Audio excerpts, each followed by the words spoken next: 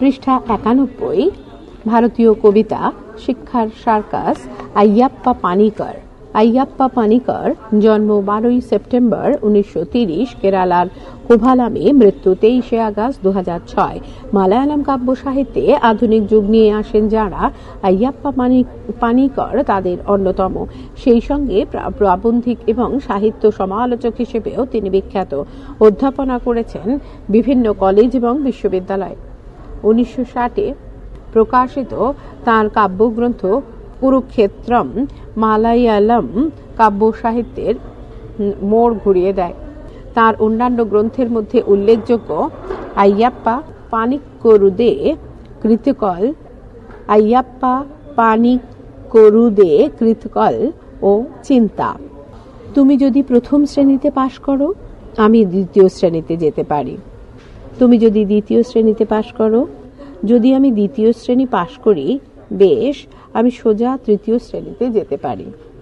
তুমি যদি তৃতীয় শ্রেণীও পাশ করো, বেশ, আমি তৃতীয় শ্রেণীও পাশ করি। বেশ, তাহলে 1, 2, 3, 4, তাহলে আমি চতুর্থ শ্রেণীতে বসতে পারি।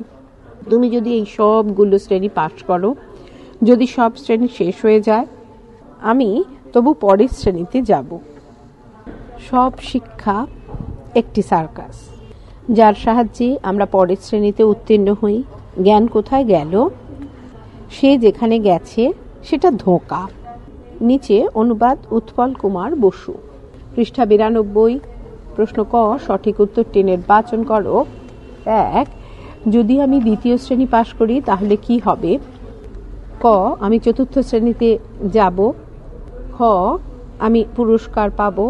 গ, আমি সোজা তৃতীয় শ্রেণীতে যাব। ঘ, আমি শিক্ষকের কাছে বাহবা পাবো।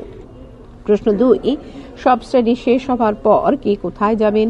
ক, কবি পরের শ্রেণীতে যাবেন। খ, কবি কলেজে যাবেন। গ, কবি নতুন স্কুলে যাবেন। ঘ, কবি সার্কাসে যাবেন। প্রশ্ন 3, শিক্ষাকে আমরা কিভাবে ব্যবহার করি বলে কবি মনে করেছেন? ক, বৃত্তি রূপে। খ, পরিচিতি রূপে। গ, সার্কাস রূপে। ঘ, ক্রীড়া রূপে। প্রশ্ন 4, সব শিক্ষা একটা সার্কাস কারণ? ক, শিক্ষার সাহায্যে আমরা একের পর এক শ্রেণীতে উঠি। খ, এখানে নানা রকম খেলা শেখানো হয়। গ, বই না পড়লে সার্কাসের নাম লেখানো যায় না। ঘ, সার্কাস দেখাতে হলে প্রথম শ্রেণীতে পাশ করা দরকার।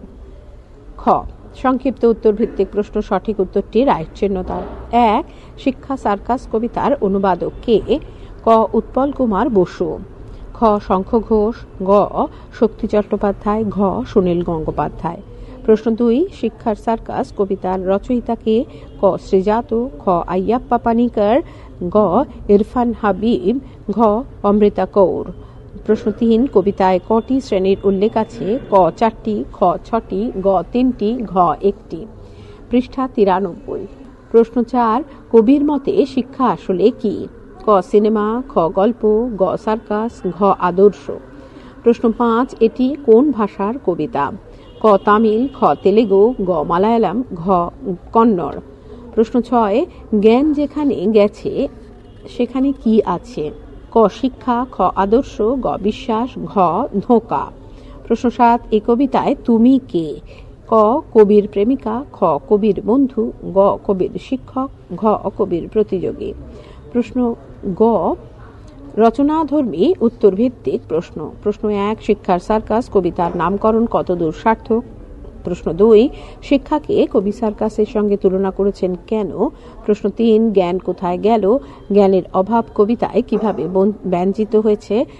প্রশ্ন 4, বর্তমান জীবনে প্রকৃত শিক্ষার দৈন্য কিভাবে কবিতায় প্রকাশিত হয়েছে?